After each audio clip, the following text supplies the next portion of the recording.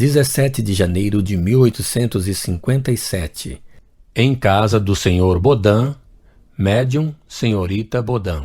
Primeiro anúncio de uma nova encarnação. O Espírito me prometera escrever uma carta por ocasião do novo ano. Tinha, dizia, alguma coisa em particular para me dizer. Lá lhe tendo sido pedida em uma das reuniões ordinárias, disse que a daria na intimidade do médium, que m'a transmitiria. Eis a carta.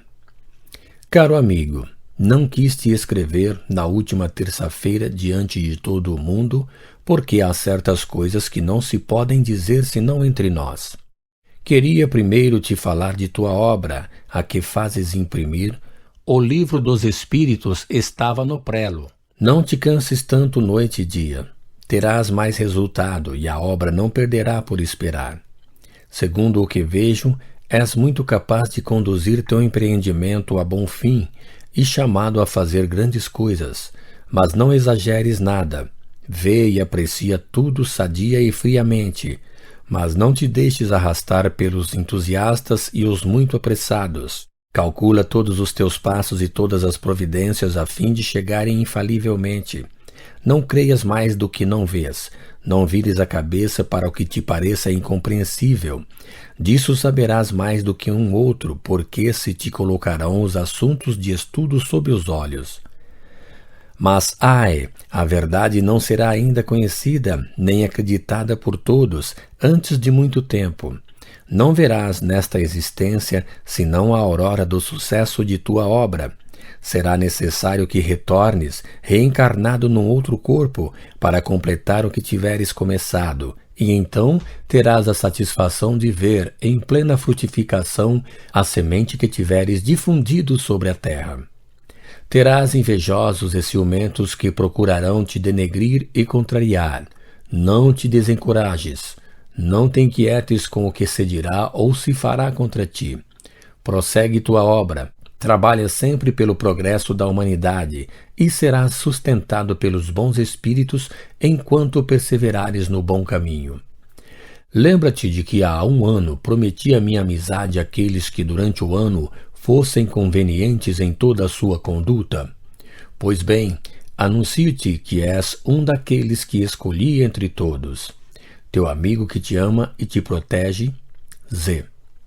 Nota: eu disse que Z não era um espírito superior, mas muito bom e benevolente. Talvez era mais avançado do que o nome que tomou poderia fazer supor.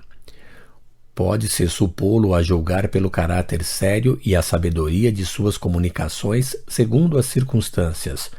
Em favor de seu nome, poderia-se permitir uma linguagem familiar, própria ao meio onde se manifestava, e dizer o que lhe acontecia frequentemente, duras verdades sob a forma alegórica do epigrama. Seja como for, sempre conservei dele uma boa lembrança e o reconhecimento pelos bons conselhos que me deu e a amizade que me testemunhou. Desapareceu com a dispersão da família Bodin e dissera que logo deveria se reencarnar. 15 de novembro de 1857.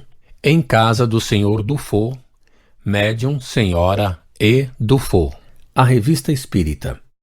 Pergunta: tenho a intenção de publicar um jornal espírita. Pensais que chegarei a fazê-lo e mo aconselhais?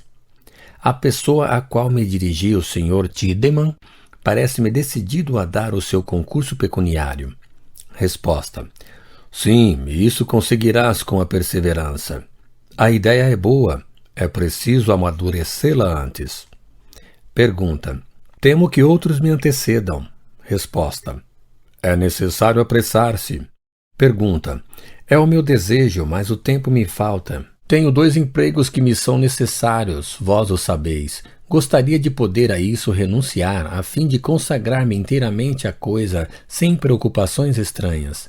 Resposta: não é preciso nada abandonar no momento.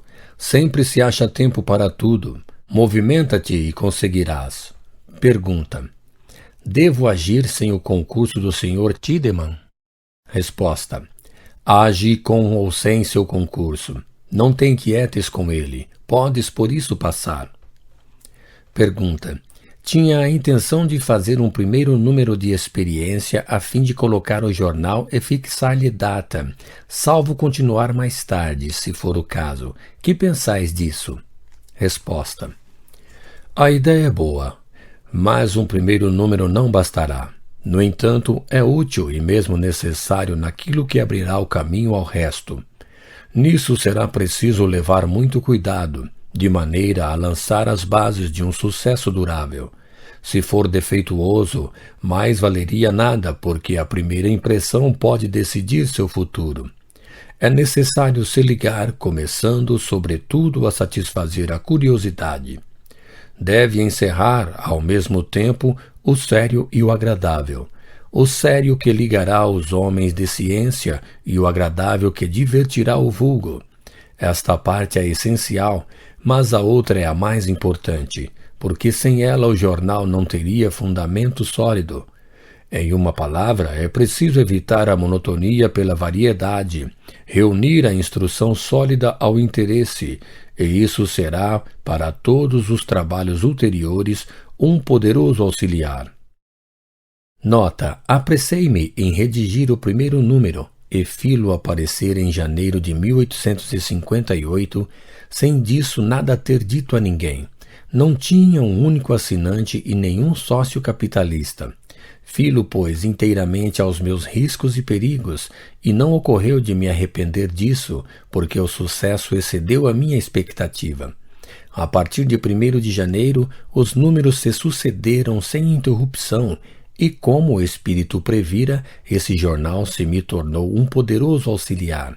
Reconheci mais tarde que estava feliz por não ter um sócio capitalista, porque estava mais livre, ao passo que um estranho teria podido querer me impor suas ideias e sua vontade, e entravar a minha caminhada.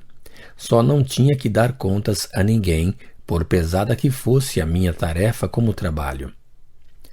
1º de abril de 1858. Fundação da Sociedade Espírita de Paris. Se bem que não haja aqui nenhum fato de previsão, menciono para a memória a fundação da sociedade por causa do papel que desempenhou na marcha do espiritismo e das comunicações ulteriores às quais deu lugar. Em torno de 6 meses depois, tinha em minha casa, Rua dos Mártires, uma reunião de alguns adeptos, todas as terças-feiras. O principal médium era a senhorita Dufour, se bem que o local não pudesse conter senão 15 a 20 pessoas. Às vezes nele se encontravam até 30.